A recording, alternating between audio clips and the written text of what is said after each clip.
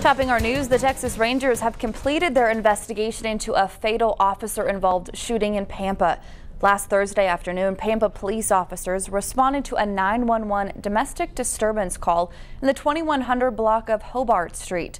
According to police reports, 45-year-old David Scott pointed a handgun at the responding officers, who then shot and killed Scott. The Rangers have submitted their case to the district attorney. It's expected to go before a grand jury next Wednesday. The wanted man featured here on News Channel 10 just 24 hours ago is now behind bars. Amarillo police say they arrested 41-year-old Matthew Claude Coatney at a home in the 300 block of North Forest in Amarillo yesterday afternoon. He was taken into custody without incident and booked into the Randall County Jail for his previous warrants, which included theft. We have a list of other wanted fugitives on the Courts and Crimes page at newschannel10.com.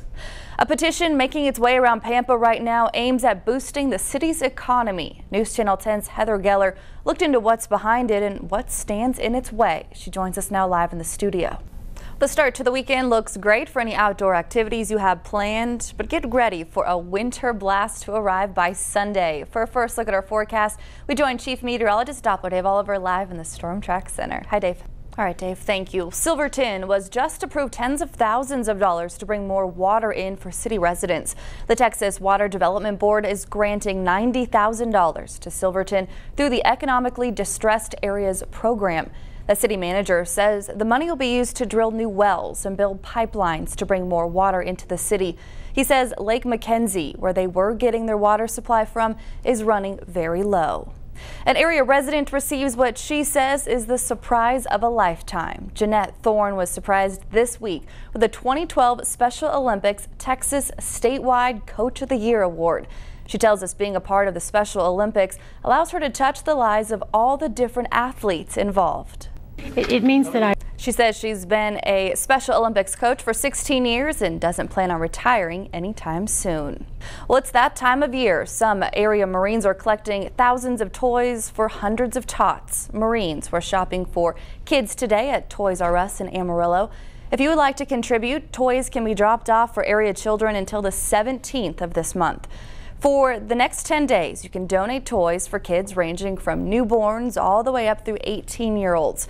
Marines will be receiving them at 2500 T Anchor Boulevard. Items can be dropped off any day of the week from 9 in the morning until 7 in the evening. Children at a local hospital received special gifts from Santa and Mrs. Claus today. These anticipated gifts made a visit at Northwest Texas Hospital for the holiday season. Amarillo High School's New Sound Singers were also on hand providing kids with Christmas music.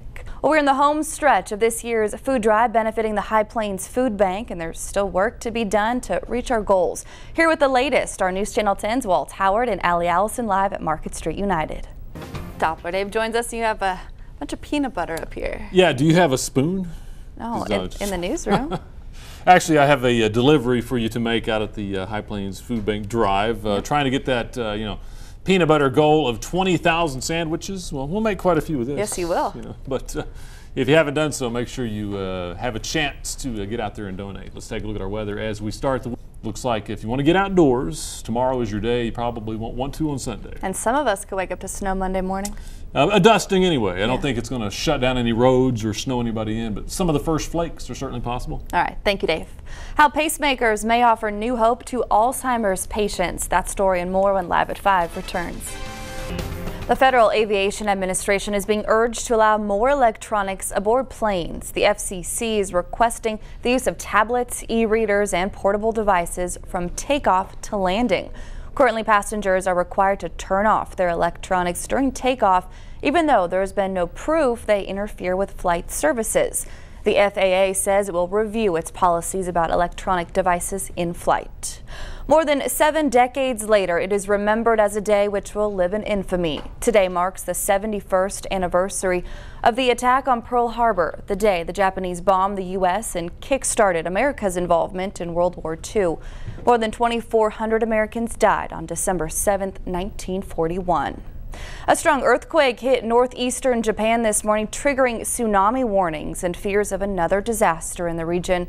The 7.3 quake rocked buildings, leaving skyscrapers swaying for several minutes. The quake struck the same Japanese coast devastated in last year's deadly quake and tsunami that killed nearly 20,000 people. What started as a joke ended in tragedy. The latest on the royal hoax when Live at 5 continues on News Channel 10.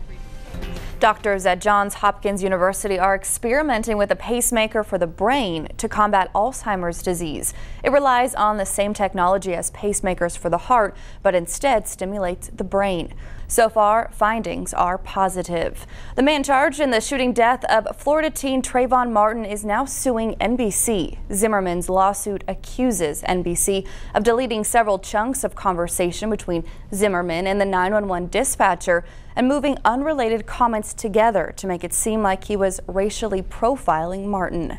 Well, just days after two Australian DJs tricked London hospital workers into releasing a medical update on the Duchess of Cambridge, one of the nurses involved has been found dead. Monica Villamuzar has the latest from London. Before the nurse was found dead, the DJs apologized for their prank. We'll expect a big drop in temperatures for the weekend. A final look at your forecast when we return.